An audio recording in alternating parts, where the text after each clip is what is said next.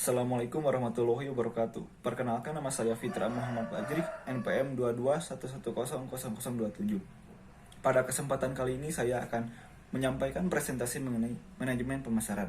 Yang pertama adalah pengertian pemasaran.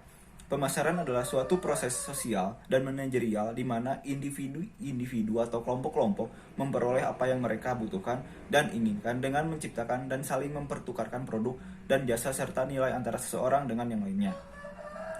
Yang selanjutnya adalah pengertian manajemen pemasaran.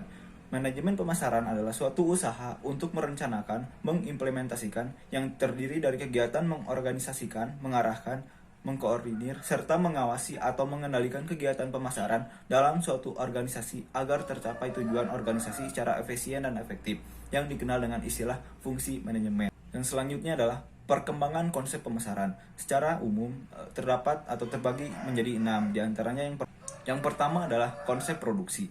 Konsep produksi berpendapat bahwa konsumen akan menyukai produk yang tersedia di mana-mana dan harganya murah.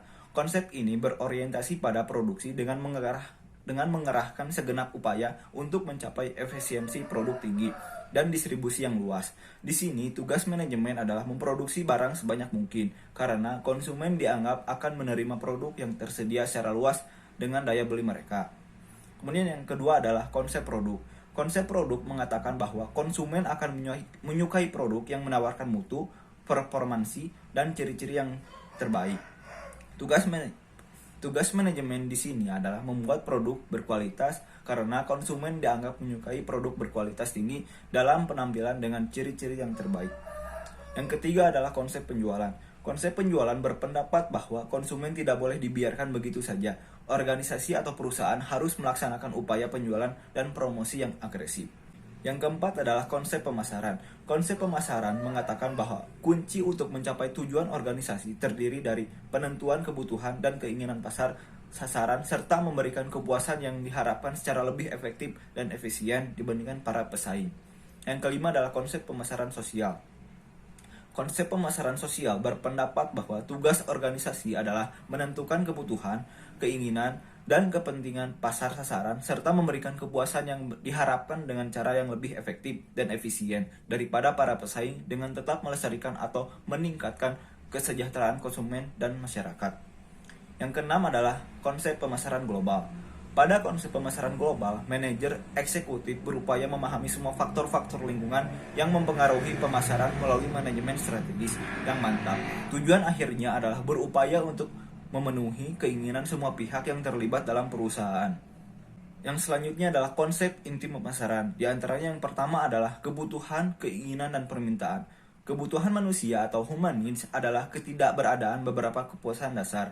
Manusia mempunyai banyak kebutuhan yang kompleks, bukan hanya fisik berupa makanan, pakaian, perumahan, dan lainnya, tetapi juga psikis seperti rasa aman, aktualisasi diri, sosialisasi, penghargaan, kepemilikan, dan sebagainya. Keinginan atau wants digambarkan dalam bentuk objek yang akan memuaskan kebutuhan mereka, atau dengan kata lain, keinginan adalah hasrat akan penawar kebutuhan yang spesifik. Keinginan yang disertai dengan kemampuan dan kesediaan untuk membelinya disebut dengan permintaan atau demands. Yang kedua adalah produk. Munculnya berbagai kebutuhan, keinginan, dan permintaan pasar mendorong produsen untuk mempelajari, melakukan riset pasar, mengamati perilaku konsumen, menganalisis keluhan dan ketidakpuasan yang dialami konsumen, mencari jawaban produk atau jasa apa yang sedang disukai, akan disukai dan tidak disukai konsumen. Dengan demikian, produsen dapat menawarkan produk, barang, jasa, dan gagasan kepada pasar untuk diperhatikan, dimiliki, atau dikonsumsi sehingga kepuasan konsumen dapat tercapai. Yang ketiga adalah nilai, biaya, dan kepuasan. Nilai adalah selisih antara nilai total yang dinikmati pelanggan karena memiliki serta menggunakan suatu produk dan biaya total yang menyertai produk tersebut. Nilai total antara lain nilai produk, jasa, personil pemasar, biaya waktu, biaya energi yang dikeluarkan, dan biaya psikis. Setelah pemberian nilai, konsumen akan mengevaluasi dan hasil evaluasi ini akan mempengaruhi kepuasan dan peluang untuk membeli ulang produk tersebut. Kepuasan pelanggan tergantung pada anggapan kinerja produk dalam menyerahkan nilai relatif terhadap harapan pembeli. Bila kinerja atau prestasi sesuai atau bahkan melebihi harapan, maka pembeli akan merasa puas. Yang keempat adalah pertukaran dan transaksi. Pertukaran adalah tindakan untuk memperoleh barang yang dikehendaki dari seseorang dengan menawarkan sesuatu sebagai imbalan. Transaksi adalah perdagangan antara dua pihak atau lebih yang paling sedikit melibatkan dua macam nilai persetujuan yang mengenai persetujuan mengenai kondisi, waktu, dan tempat. Biasanya sistem hukum digunakan untuk memperkuat dan memaksa agar pihak yang bertransaksi mematuhinya. Yang kelima adalah hubungan dan jaringan. Pemasaran hubungan adalah praktik membangun hubungan jangka panjang yang saling mempercayai dan saling menguntungkan dengan pelanggan, penyalur, dan pemasok, guna mempertahankan bisnis jangka panjang mereka. Hasil pemasaran hubungan yang utama adalah pengembangan aset unik perusahaan yang disebut dengan jaringan pemasaran. Jaringan terdiri dari perusahaan dan semua pihak-pihak pendukung seperti pelanggan, supplier, distributor, pengecer, agen iklan, ilmuwan, dan pihak-pihak lain yang bersama-sama dengan perusahaan dalam membangun hubungan bisnis yang saling menguntungkan. Yang keenam adalah pasar. Pasar merupakan tempat bertemunya penjual dan pembeli, terjadi transaksi serta pertukaran produk, barang, atau jasa yang bernilai antara dua belah pihak atau lebih. Istilah pasar saat ini bukan lagi mengacu kepada suatu tempat secara fisik, namun lebih kepada sekumpulan pembeli dan penjual yang melakukan transaksi atas produk atau kelas produk tertentu. Yang ketujuh adalah pemasar dan calon pembeli. Pemasar adalah seseorang yang mencari satu atau lebih calon pembeli yang akan terlibat dalam pertukaran nilai atau value. Calon pembeli adalah seseorang yang diidentifikasikan oleh pemasar sebagai orang yang mungkin bersedia dan mampu terlibat dalam pertukaran tersebut. Pemasar dapat bertindak sebagai pembeli ataupun penjual, tergantung pada tingkat keaktifan mereka dalam mengupayakan terjadinya pertukaran. Yang selanjutnya adalah pemasaran di era digital. Pemasaran di era digital adalah suatu kegiatan pemasaran atau promosi sebuah merek atau produk menggunakan media digital atau internet dengan tujuan untuk menarik konsumen atau calon konsumen secara cepat.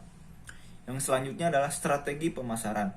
Yang pertama terdapat pemilihan pasar. Menurut Kotler dan Armstrong, pemilihan pasar adalah pembagian sebuah pasar ke dalam kelompok berbeda yang ditujukan untuk melakukan pemasaran sesuai karakteristik, kebutuhan, serta keinginannya masing-masing. Yang kedua adalah bauran pemasaran. Marketing mix atau bauran pemasaran merupakan seperangkat pemasaran yang digunakan untuk mencapai tujuan pemasaran dalam pasar sasaran. Kotler 1999. Secara umum, bauran pemasaran menekankan pada pengertian suatu strategi yang mengintegrasikan produk atau secara umum, bauran pemasaran menekankan pada pengertian suatu strategi yang mengintegrasikan pada produk, harga, promosi, distribusi. Secara umum, bauran pemasaran menekankan pada pengertian suatu strategi yang mengintegrasikan produk, harga, promosi, dan distribusi, di mana kesemuanya itu diarahkan untuk dapat menghasilkan omset, penjualan yang maksimal atas produk yang dipasarkan dengan memberikan kepuasan pada para konsumen. Sekian yang dapat saya sampaikan. Mohon maaf apabila terdapat kesalahan dalam pengucapan kata. Wassalamualaikum warahmatullahi wabarakatuh.